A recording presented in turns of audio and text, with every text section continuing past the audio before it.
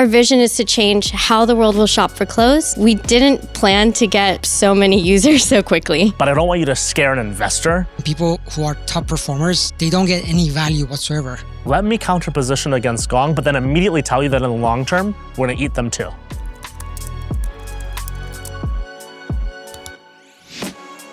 What's your name? My name's Ria. Nice to meet you. Nice to meet you as well. Are you ready to give your minute pitch, get some feedback? Yes, I'm ready. What are you building? Hi, I'm Ria, the founder of Veristyle. We are the world's most effective AI styling agent. So it all started with this one question. If we, for example, the diverse group of people in this room, all look completely different, why do we still see identical walls of products when we go online to shop for clothes from all of our favorite brands? So at Veristyle, we built a proven AI styling agent for brands to transform these generic product feeds into perfect, flattering recommendations for individual customers, all by only using 2 of their photos. So in less than a year, we've garnered over 60,000 end users who love what we do and have validated the Veristyle experience. And now we're partnering with brands to embed our tech directly into their platforms. Our vision is to change how the world will shop for clothes by empowering everyone to discover the clothes they were practically born to wear. Awesome, under a minute, good job. Super interesting. I'll say, again, there are a couple pitches tonight that it would have been helpful to have the female founder, female VC on stage with me, but I still feel somewhat actually capable of analyzing this because people have told me I try to dress a certain way and shop. Whether I'm successful all the time or not is a different story. So I feel like I resonate with what this product could be. Let me get into more of the user experience of it. So you said, a couple photos will get you a lot of the way here. Yeah. What am I experiencing am I downloading an app and that's where I'm putting 2 photos? So today, if you want to try out the experience, you can download the app.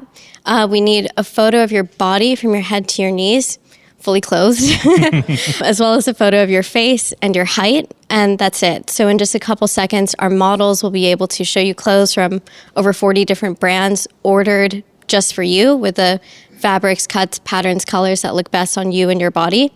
And then you'll also have these cards where you can, deeply analyze why these items look better on you than others, just like really expensive real-life stylists would do for you.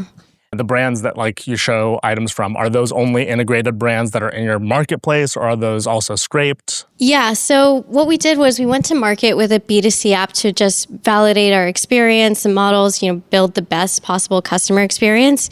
We didn't plan to get so many users so quickly. And then we also were able to, because we were growing the platform so fast, we have over 40 different brands that have partnered directly with us to be on this marketplace.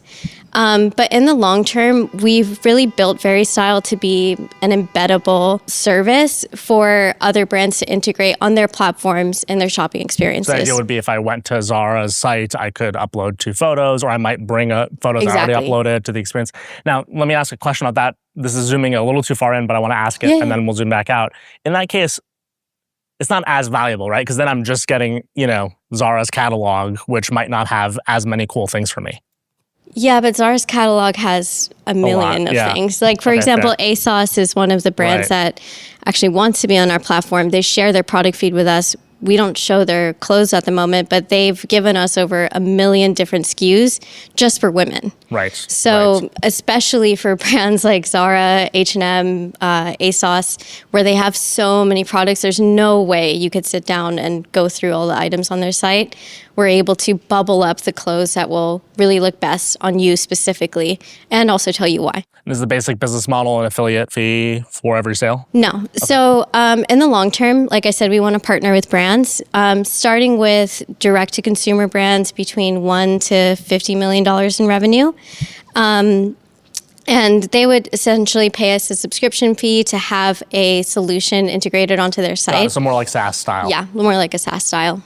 Interesting that you'd go that direction. It makes sense to me because you're in that case selling a solution that they get to change their implementation and decide how they want it to work in their search feature or their discovery features themselves. Mm-hmm. The marketplace side, though, then is less important to you in terms of your app and the experience of a consumer doing cross-brand. Yeah, exactly. We just put the app out to, like I said, validate the experience, even improve our models and stuff.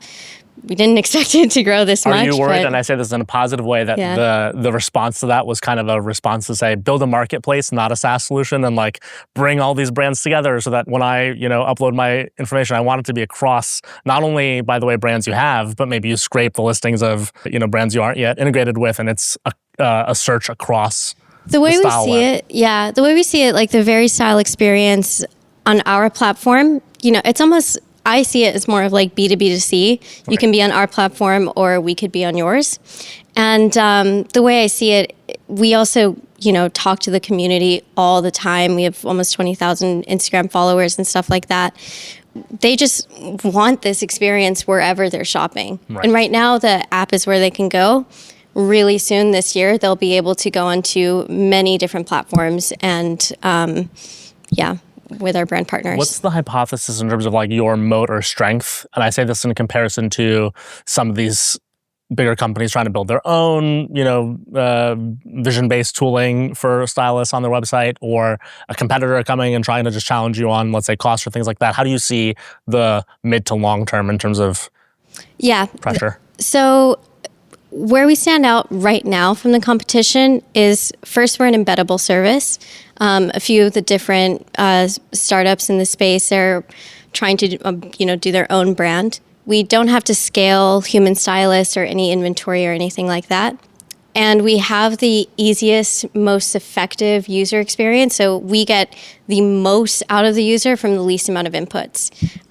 Part of that is because, I'm a published computer vision scientist. So we were able to at least get ahead in the market when we were building the, core product. And then where we see ourselves compared to like a corollary solution, for example, like a True Fit or a Fit Analytics in that size and fit space, we see ourselves as like the next step, like the extension where you won't just be able to see, what size to get of an item in order to put it on your body. Right. Veristyle is able to tell you what will really make you shine. Well, I like that line. Did you mention the computer vision scientist thing in your initial pitch? No, I didn't. I only had a minute. Fair. I'm curious one more question, then I'll get to my feedback overall. Is there a lot of reinforcement learning advantage here in terms of like seeing what people pick and what they buy, or is that not that important? There is. For example, a lot of people ask us like, how do you know what they like to dress like?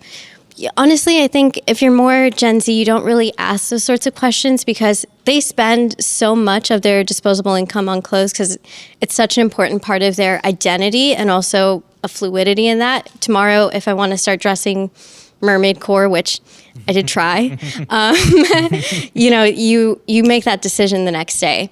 So what we found that's most important to kind of track is their brand stickiness, the kind of brands that they like, adjacent ones, stuff like that, studying the market, and then also their price stickiness. So you had a really solid pitch in general, like you're a good storyteller and good communicator. Well, thanks. The thing that I would do, you have a lot of pieces, and probably part of this is because you're exploring all these pieces and they're all compelling, but you have a tie together that I've found as I've asked all of my questions that like you're not, a few tie togethers you're not making explicit. As an example, this whole idea of in my head, your initial pitch set me on this consumer app thing, but really you want to be this SaaS thing. I think being clear about that, even in that minute pitch, it's hard, but to say, hey, here's what we started with that's gotten people excited, but where we're going. And then the SaaS stuff has a bunch of things related to it that give it overall advantages in the long term. As an example, this whole idea of seeing consumers and their brand stickiness, you get to tie that to the idea of, well, we're SaaS, we're going to be across all these platforms. By the way, one of the things we get to do is we're going to see where consumers are going, how their style is changing. And so Zara is going to benefit from us understanding what user 974 is picking on Zara's website, but also on every other website, on Banana's website, wherever. And so the whole idea of what else comes from the different decisions you're making. So that's one example. The other example, I like this differentiation you did with style style versus fit, and the advantage that gives you in terms of, okay, there's like an experience that's more, I assume you have to maybe be naked when you do the fit versions of, or maybe not be wearing all of your clothes when you do those versions of computer vision. And there are other things around the fit versions of these models that are probably, again, more rote or hard to deal with that you don't have to deal with because you're dealing with style, you're dealing with a catalog. And those are things, these are advantages I'd make explicit, not necessarily all in the minute pitch, but you have the ability to tell me the story of we're SaaS for all of these reasons. We're going to go to these companies and we're going to be an advantage. We're going to deploy them really quickly because we're not trying to sell, again, come to only our marketplace. I do think you have to decide to kill the marketplace, by the way. A lot of I think investors eventually we will. Maybe our say priority that to investors. Yeah. You don't need to say it like right away. But one of the concerns that I'd have for you is if you're talking to a consumer investor or an investor who's generalist and they hear about the app, they're going to think, okay, that's going to be a distraction while she builds the SaaS stuff. So tell them you're going to murder your baby. Again, someone told me kill the puppy recently. That made me slightly upset. Puppies and babies, maybe we need a different one. Suffocate the app. But the whole idea being, again, I think there are advantages to you being SaaS in this way. Again, even to your clients, the way they get to implement it as part of what they're building. Be explicit about that in your pitch because I want to hear. Again, I'll say it this way. The app sounds compelling too, right? The consumer app that's a marketplace across all these brands. Those are some of my first questions to you. I asked them because I was like, oh, a super style AI, vision model on top of all of these brands could be really compelling. You have to convince me why that's not as important as your consumers are saying, right? Because that's the signal they're giving you right now. And so you're almost selling against the consumer signal you have right now. Be very explicit as to, well, here's why SaaS is so compelling. And that'll, again, I think you're generally communicating well, answering all the questions. You've got a good pitch. But because you have kind of two good pitches, the consumer app and this one, the SaaS one, you have to really use the SaaS one to diffuse the interest in the consumer one. Okay. Yeah. Otherwise, good job. Yeah. Thanks for sharing. Great. Yeah. Thank you so much. Absolutely. All right. Before we move to the next one, I'll answer questions if people have it about that pitch or the dynamics of that pitch. Hi there. Hi. I've been doing this kind of thing in the retail since '93, and I was just wondering if she could address cross branding. So that jacket is, Zara, but the shirt is H&M and the pant is Lane Bryant and the shoes. So how do you, because nobody wears head to toe one brand, I've found. Well, I think this is the challenge again of her pitch, which is I don't think she wants to deal with that. I think she wants to go so brand by brand, dealing with item by item. And that, again, is so counterintuitive to what's interesting about her pitch at first. Because if you think about somebody who knows computer vision really well and is building a vision model that's going to allow style to be understood on the catalog side and the consumer side, you go, great, I want something that's going to put together an entire outfit across my closet, across brands, across a big experience. I think she convinced me, and I didn't know if I was going to be convinced when I started asking questions over that pitch, that the SaaS approach, software as a service approach of, hey, we'll go to Zara, you put this on your website however you want, your consumers can search your catalog this way. That's what she's assigned to instead, that doesn't deal with what you're talking about, the cross-brand or the cross-item. And the reason that became compelling, at least for me, and I think this is probably why other approaches will struggle, when you do that cross-brand stuff, so much is about your go-to-market. Can you acquire the right brands? Can you convince consumers you have those right brands? Can you get the search to give them what they want immediately? Versus if you go to Zara, you got to convince a tech person at Zara, here's a 3-year contract. Will you sign it? Will you implement my SDK? We have to do your engineering implementation. It'll be on your website in 8 months. And then we have time together to see it work on your website. So it's a more patient play. B2B is obviously a bigger sector in venture. So I think she's actually avoiding that in a lot of ways. But there is a different, completely parallel play that someone's going to make that goes cross-retail, even physical retail to your point. And that's what's super interesting, by the way. We didn't get into this. I'd be curious about her models and how much her models, again, as a startup, you have to pick your lane. But there is a startup too that builds really fantastic style models and sells them to other startups as a kind of developer tool. So there's a bunch of interesting stuff there. Well, then let's welcome founder number 2 with a round of applause. What's your name? Umid. Umid, you're going to have 1 minute to pitch. Are you ready? I am ready. You're ready. I Awesome. appreciate that. What are you building? Hi, I'm Umid, co-founder of SecondBody. We've been talking to more than hundreds of sales leaders for the last couple of months, for the last 11 months to be more precise, who have had the honesty to admit that there is a widening performance gap between the top performers and the rest of the pack when it comes to client-facing conversations. And this is becoming a revenue problem. Billions in revenue are lost every year. just because reps haven't been ready for those high stakes conversations. And this was actually me back at my previous company when I joined at pre-seed stage, and I helped grow the company all the way up to Series B with 60 millions of ARR. We've been building SecondBody to address that problem, helping companies shrink that gap when it comes to handling high stakes client-facing conversations using conversational AI. And for the last 11 months, we've been selling SecondBody to roughly 18 B2B companies, generating 220K of ARR. And I'm insanely excited about that's about a minute. Thank Good you. job. I almost got distracted and let you go over. Don't worry, we're going to continue. Do you want to finish that thought? No, I was just saying that I'm insanely excited about what the future is actually holding for us, given the technology that we are seeing and also the velocity that we are seeing when it comes to conversational AI. So I'm going to start in the hairy place of this in my question. There are so many conversational AI, sales rep AI products, LLMs targeted at different portions of the sales funnel. That doesn't mean it's not a place where there will be either one or several winners. But I'm curious. Let's start in that weed. What's the differentiation here compared to, let's say, the next 5 competitors who have the same value prop in their pitch? What I've been learning when speaking with different sales leaders at large is the fact that the stickiness of the platforms that are within the market today is insanely low. We're talking about 3 to 5% of retention rates across the daily active users when it comes to the legacy platforms which are out there. We've been able to crack the code. We've been scoring above 60% of stickiness across our daily active users because we are replicating what Duolingo has been building when it comes to bringing people back to practice. And we are basically sugarcoating the broccoli when it comes to practice. So this is a training tool. A conversation practice platform, exactly. Got it. Yeah. I'm not sure, and this might be my fault, but I'm not sure I followed that part that closely. So maybe making that more explicit in the pitch, and we'll talk about the pitch in a second. So, and it's specifically targeted at what sort of industry? So B2B companies, we are vertical agnostic at this stage. We're very much focused on field sales, as well as companies who are selling to, I would say, verticals that are not possible to be recorded.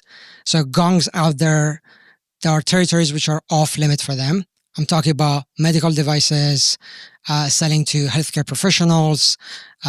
Why are you targeting those industries in particular? So the majority of the companies that we are talking to, they're telling us whenever we are having field sales, we are blind in terms of what being said on the front line between our sales reps and our ICPs. We're trusting the CRM, but we don't know whether or not that's true. They're using SecondBody to audit these conversations at scale before these conversations they take place. Auditing the ability of the sales rep. Absolutely. So these are, verbal sales reps, typically in the field. Sometimes it sounds like virtual or on calls. Having a Duolingo style training conversation specific probably to industry, I'm going to guess, where you're solving the 0 to 1, where 1 is a person being sales ready.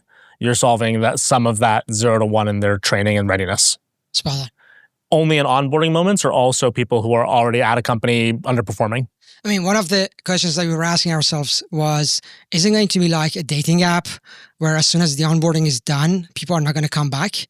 And we started seeing some patterns where managers, they continue using that for everboarding to do audits at scale when it comes to narrative change, a new pricing, a new product that they're actually introducing.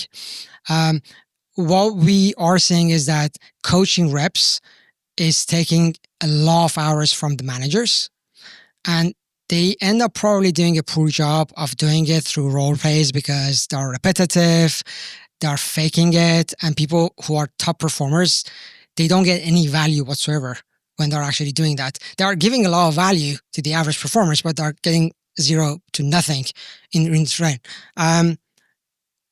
Companies, they continue using that as if it's their go-to place because SecondBody is becoming the container of the conversational knowledge that we're basically keeping somewhere. So even if your A player is going to be gone in 6 months, you know exactly how he used to handle those high stakes conversations in order to bring the rest Again, of the only pack. from the notion of his role plays or interface, his or her role plays or interfaces with the tool, because none of it's, to your point, the recorded conversation. Exactly. Interesting. And is this top-down enforced? So this is an app where you're selling to a head of sales and they are applying policy in terms of, hey, rep, you must come to our platform and practice a call every week. Is this self-paced by, can a sales rep do an entire month's of role play whenever they want? Talk about the kind of provisioning. So we've got actually two models as of today. We've got one PLG motion, which is the analogy that I use is make the children happy. They're going to talk to their parents in order for the parents to buy that. So we have a freemium model being used by the reps, which is giving us visibility, brand awareness. But our bread and butter is basically whenever we're talking to the CROs, who are the revenue holders. They know exactly the kind of money that they're putting on the table by putting their average reps in front of their ICPs. So it's been giving us a shorter sales cycle, a higher ACV, and easier conversations. It's interesting. So this whole category of like AI-enabled workforce training, I think, is the only thing that's going to save junior people from just absolute ruin over the next few years. So there have been a couple of founders who have pitched things in this space, and I think all of them are, again, the only thing saving humans from complete and utter destruction. Because to your point, this underperformance in sales is happening across the board. We're getting less and less training for these individuals, less learning by osmosis, more implementation of AI. There's an existential threat to your and other people's business that we don't need to get into, but in terms of, I might have the hypothesis that like AI sales reps are coming faster than AI-enabled sales reps will be able to handle, but that's life and who knows. And maybe you can train those AI reps. But I think there's again, this really interesting moment that you're tackling. Most of the challenge, and this goes back to the pitch, in communicating that is going to be how you tell that story to investors, especially if you're fundraising, right? Versus when you're talking to your CROs or your VPs of sales, it's a different conversation. When you're talking to investors, your biggest challenge is going to be, here's the pain points that you as an investor do not understand are happening inside these businesses that are solvable. Yeah. And you said Duolingo early, and how SecondBody versus a different net competitor were focused on something else. And you've only sprinkled it so far. You said something about, what's the latest thing you said? Broccoli, something with broccoli. Sure, yeah, exactly. Yeah. You've had these little hints at this. But I think the most important thing for any of these things to say is sales reps using and embracing these things is uniquely important. In other words, there have been a tremendous amount of these tools that have tried to get training programs that folks either don't use, find ineffective, or don't engage with, again, kind of, on a generalized basis. I would focus your entire, like your pitch, you set up the world a little too long. Now I'd say like, this is a world that's so easily understood. You can say, hey, junior people aren't learning. Sales is really hard. I would say more of the whole thing of your ICP, like in particular places where I'm trying to decide whether you should like mention Gong early. There's a part of me that as a founder nerd goes, you should counterposition to Gong really early, because when you said that, it made sense. For those who didn't catch it, the thing he said was, there's Gong sometimes, but the problem with Gong is you have to be allowed to record those sales calls. And so anyone who has sales reps they want to train, they can use Gong if they're allowed to, but if you're in medical devices or if you're in field sales where you can't be like live recording easily your physical conversation, Gong will not allow that VP of sales to train their people because they don't have the recorded calls. That changed the conversation for me in a lot of ways in terms of I wanted to like lean in, because that counter-positioning of like this role play version, which then you said Duolingo earlier than that. So it's like, oh yeah, so it really needs to be good at engaging people asynchronously on role plays and things like role plays or practice or other forms of gamification. I want you to say that because I'm a founder type, investor and a founder type founder. I'm trying to decide whether I think you should do that with VCs when you're pitching them, because the challenge is when you do that, you're also carving that market away.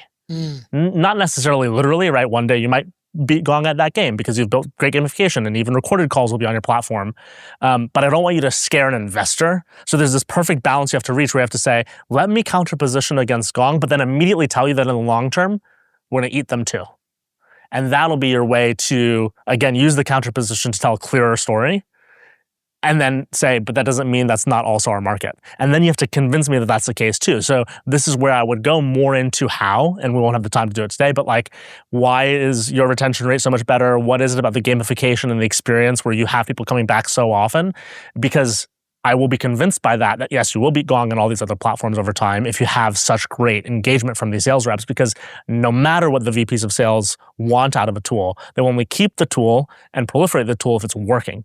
And I think this is where a lot of these tools kind of miss the mark. Yes, there's an L&D budget they can attack, and if someone's not paying attention, you can get a SaaS fee from your customers who aren't paying attention. But for the customers who care and want difference and where most of the budget's coming from, a VP of sales is going to want to know, okay, is this working? Why is this working over other solutions? So all of your pitch, the way that I'd change it, it comes in that let's call 3 buckets actually. One is just like, don't world build as much. It's an obvious enough problem that you can do it a short amount of time and get into what you're doing. 2 is, get more into the experience. Get more into the experience in terms of like, why is yours so much more delightful compared to the next? And 3 is, get more into, especially VCs who might not be familiar, why is it so important? And again, Gong can be useful in that. But even in a short pitch, whether it's a minute or meeting a VC, you probably don't want to use Gong. So then you have to tell them a story of what are leaders in sales struggling with, but their sales rep would like to solve too. It's kind of like the alignment between the two. The VP of sales would like their team to be performing better, and the sales rep would like to keep their job. Here's where we bring them together. And telling that story very clearly will be really useful to you. But it's a super interesting product. Again, I think these sorts of products are going to save a lot of the workforce. So good luck on it. Thank you. Absolutely. Great job. Thank you so much.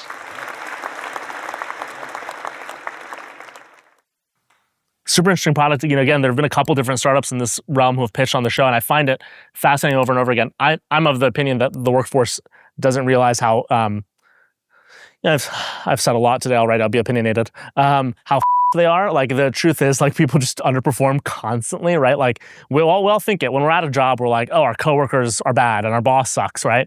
But the reality is, if you like counted all the people who say that about everybody else, you'd be like, oh, everyone must be bad. Because the amount of people we all think are bad and we, reflect on our teammates, it's just pervasive.